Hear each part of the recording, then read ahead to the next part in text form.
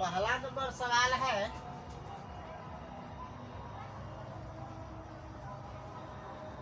किसी स्वरूप में एक वस्तु का सूची मूल्य 200 रुपया है तथा वह 20% और 10% के दो क्रमिक बट्टे पर बेची जाती है, उसका शुद्ध विक्रय मूल्य होगा। क्रमिक बट्टा कर रहा है, पहला बार में कर रहा है -20% ये बट्टा दे रहा है, 20%, इसका मतलब यहाँ -20 लिखेंगे और -20 का ये हो जाएगा 20/100, 20×100 -1/5, -1/5 कहने का मतलब हुआ कि 5 रुपया की जो वस्तु है वह 4 रुपया में मिलेगा। ये इसका हो जाएगा मार्क प्राइस और ये हो जाएगा इसका सेलिंग प्राइस। ये कह रहा है कि 10 रुपये की भी छूट, 10% की छूट देती है, ये -10 हो जाएगा, ये हो जाएगा 10/100, 10/100, 1/10, -1/10 कहने का मतलब हुआ 10 रुपया की वस्तु 2 रुपया में मिलेगा। यहाँ से 2 दूना 4 और 5 दूना 10 हो जाएगा। अब इसको गुना कर देंगे, ये हो गया 5 25, ये हो जाएगा 2 दूनी 18। तब इस 25 का वैल्यू दिया गया है क्वेश्चन में 2000, तो 25 8 होता है 200, यानी कि यहाँ पे हो जाएगा 80। अब इसी ये 80 जो आया मल्टीपल, अब इसी मल्टीपल से इसमें भी गुना कर देंगे, ये हो जाएगा 18 8 144, यानी 1440 रुपया, 1440 रुपया हो गया शुद्ध विक्रय मूल्य। यानी इस सवाल का सही आंसर हो जाएगा ऑप्शन सी।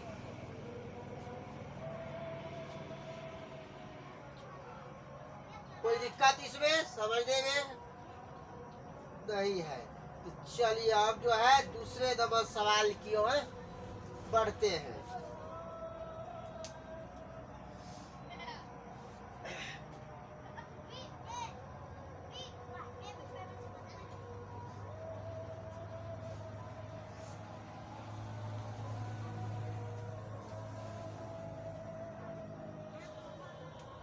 दूसरा नंबर सवाल है, एक कमीज की सूची मूल्य पर 31% बट्टा देने के पश्चात भी एक दुकानदार को 15% लाभ होता है। यदि सूची मूल्य 125 रुपया है तो कमीज का क्रय मूल्य है। तो यहाँ पे मान लेते हैं जो वस्तु का जो है 100 रुपया,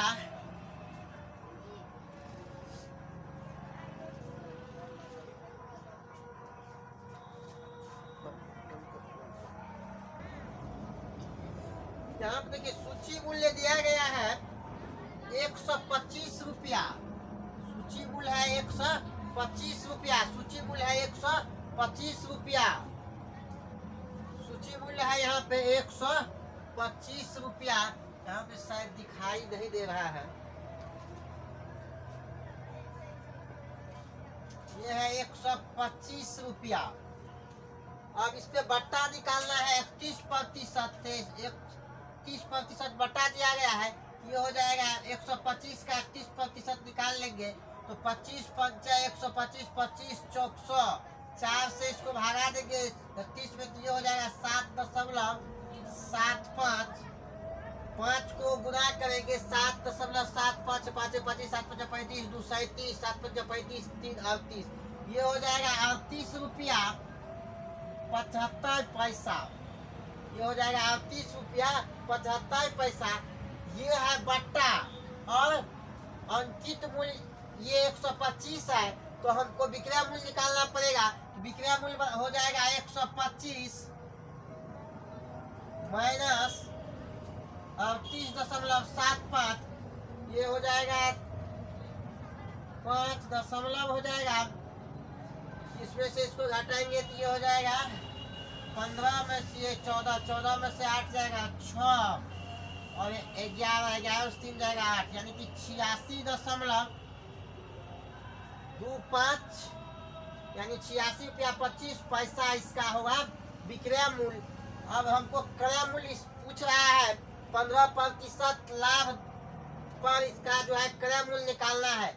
ये है इसका विक्रय मूल्य यानी कि सेलिंग प्राइस। अगर ये सेलिंग प्राइस हुआ तो कॉस्ट प्राइस हो जाएगा 86.25 गुना 100 बटा हो जाएगा 100 प्लस लाभ यानी कि 115। इस दशमलव को आएंगे तो दशमलव के बदले 100 हो जाएगा, 2 को अंक तो 100 से 100 कट जाएगा, 5 से काटेंगे 23 पंच 115, ये हो जाएगा 5 का 5, 5 का 5 हो गया ये। उसके बाद हो जाएगा 5 7 पंच 35, 5 दूनी 10 और 5 25, तो 70 हो जाएगा 161, तो 70 हो जाएगा 161, फिर 172 में से 161 चल जाएगा, 11 पे हो जाएगा 5, तो 23 पंचा हो जाएगा 3 5 15, 2 5 10 11 115 यानी कि 75। ये हो जाएगा इसका क्रय मूल्य हो जाएगा 75 रुपया। वस्तु का क्रय मूल्य हो जाएगा, कमीज का क्रय मूल्य होगा 75 रुपया। यानी इस सवाल का सही आंसर हो जाएगा ऑप्शन सी। चलिए अब जो है अगला नंबर सवाल यानी कि सवाल नंबर 3।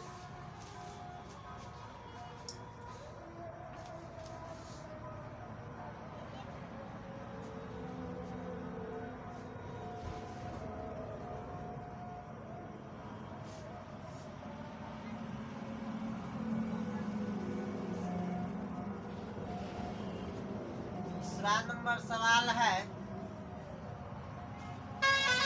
एक व्यापारी अपने माल का क्रय मूल्य से 20% अधिक अंकित करता है। यदि वह अंकित मूल्य पर 5% का बट्टा देता है तो वह कितने प्रतिशत लाभ अर्जित करता है। तो मान लेते हैं कि वस्तु का जो है सीपी है 100, ये सीपी मान लिए है 100, उस पे जो उसको 20% का लाभ देना है, तो लाभ पर जो इसका 120 हो जाएगा,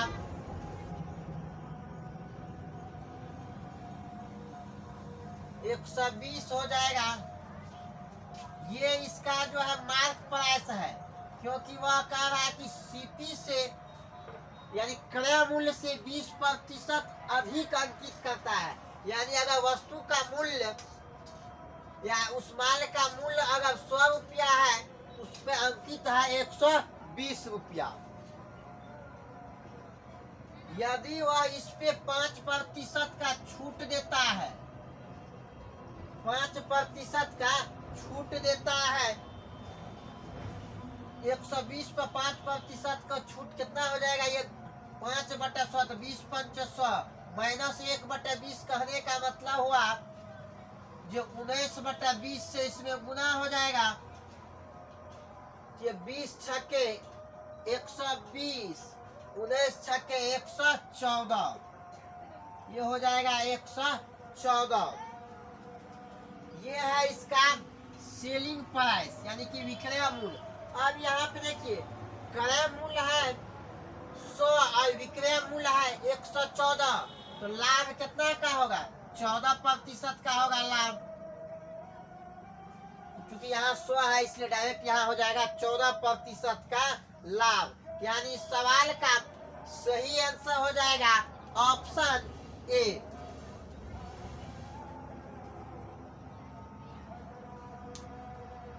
चलिए अब आते हैं 4 नंबर के सवाल पे।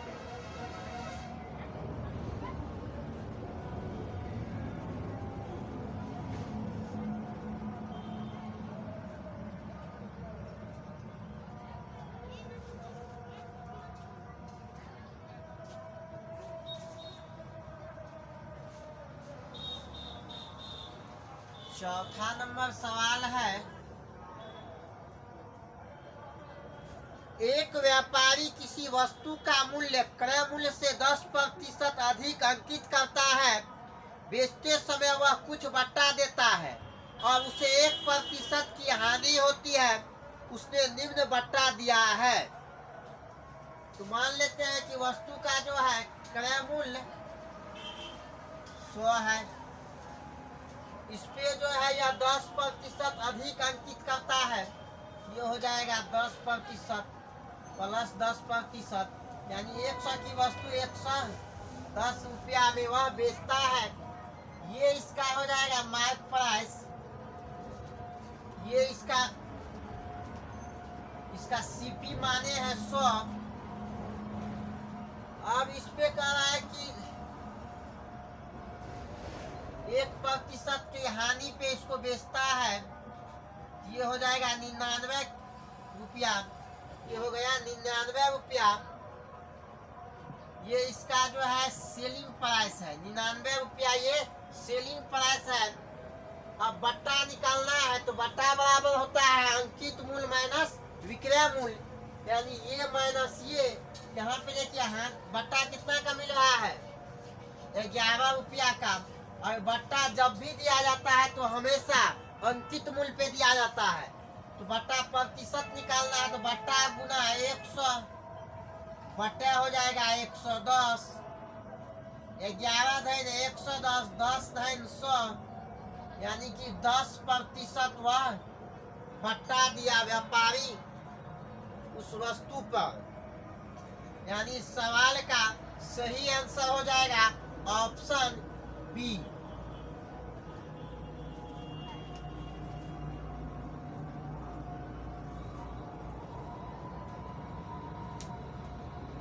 चलिए अब आते हैं 5वां नंबर सवाल पे। यहाँ तक कोई दिक्कत है तो बताइए।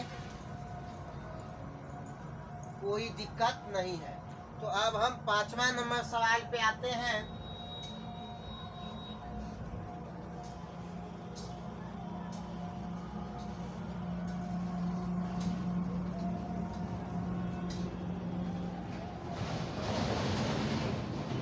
पांचवा नंबर सवाल है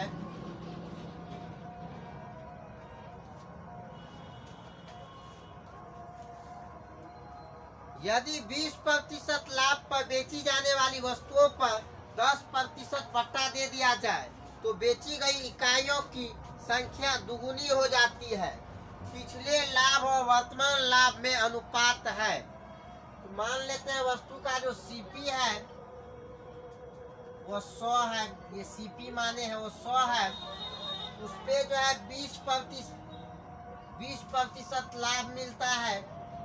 तो 100 की वस्तु को 120 रुपया में उसको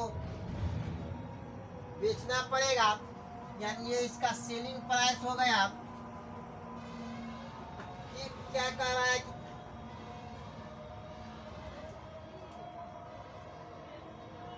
लाभ पर बेची जाने वाली वस्तु में 10% बट्टा दे दिया जाए। अगर इस पे अगर इसको 10% बट्टा दे मिलता है यानी फिर इस पे -10 हो जाएगा। -10 हुआ तो -1/10, -1/10 कहने का मतलब 9/10 से इसमें गुना हो जाएगा, 9/10 में से इसमें गुना हो जाएगा, 0 0 कट जाएगा, 52 में 108 हो जाएगा, 108 हो गया। ये 108 हो गया जब इस पे 10% बट्टा दिया जाता है तब।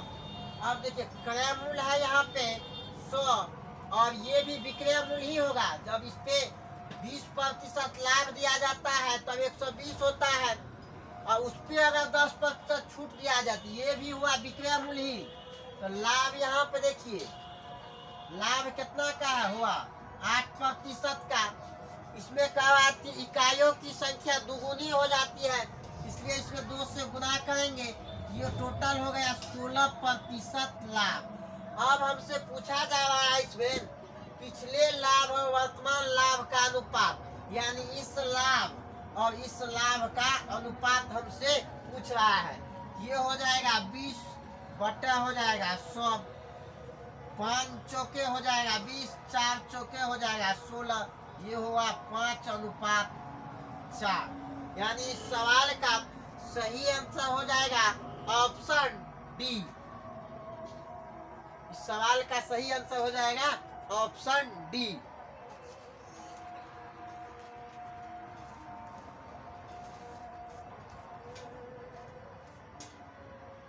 चलिए अब छठा नंबर सवाल पे आते हैं।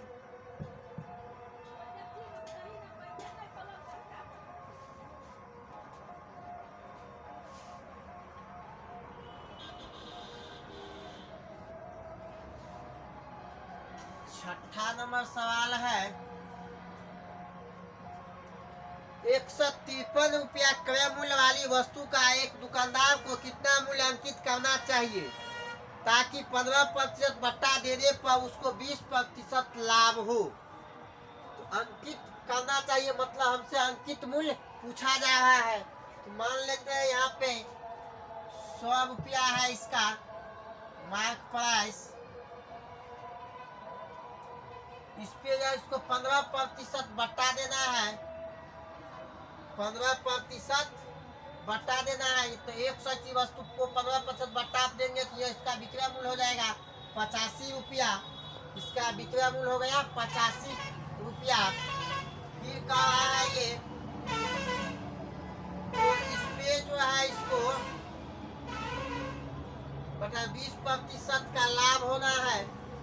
तो यहाँ पे देखिए लाभ होना है तो लाभ तो हमेशा क्रय मूल्य पे मिलेगा। तो क्रय मूल्य पे मिलेगा लाभ, यानी इस पे प्लस 20% हो जाएगा, प्लस 20% के कारण।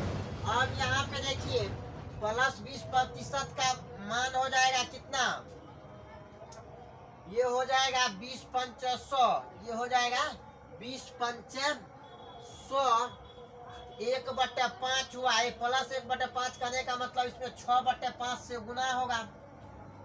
लेकिन यहाँ पे क्वेश्चन में हमसे कहा है कि क्रय मूल्य से विक्रय मूल्य में जाने के लिए, लेकिन हम जो है विक्रय मूल्य से क्रय मूल्य में जा रहे हैं, मतलब उल्टा जा रहे हैं। तो उल्टा जा रहे तो इसलिए इसमें हमको उल्टा से गुना करना पड़ा, यानी यहाँ पे गुना हो जाएगा 5/6 से, यानी 85 गुना 5/6, ये हो जाएगा 17/85। इससे लगभग हो जाएगा ये 85 गुना 5/6, ये 4×6 84, ये हो गया 4×6 के 84, 14 पंचे 70, 14 पंचे 70, 14 के 84 से 1 0 1 ये हो जाएगा लगभग लगता है कि 70 रुपया 80 पैसा ये होगा इसको, और इससे गुना करने के बाद ये वैल्यू आएगा। अब उसी का वैल्यू हमको दिया गया है 153 रुपया, इसी का मूल्य दिया गया है क्वेश्चन में 153 रुपया। अगर इसमें इससे भाग देंगे तो भागफल होगा, यानी कि मल्टीपल आएगा 2.16 का, यानी इसको अगर 2.16 से गुना करेंगे तो 153 आएगा, यानी 2.16 का मल्टीपल आया। अब उसी मल्टीपल से इसमें भी गुना कर देंगे, ये हो जाएगा 2.16 से गुना, ये हो गया 216 रुपया, ये हो जाएगा 216 रुपया। यानी इस सवाल का सही आंसर हो जाएगा ऑप्शन सी, यानी कि वस्तु का जो इस वस्तु का अंकित मूल्य हो गया 216 रुपया।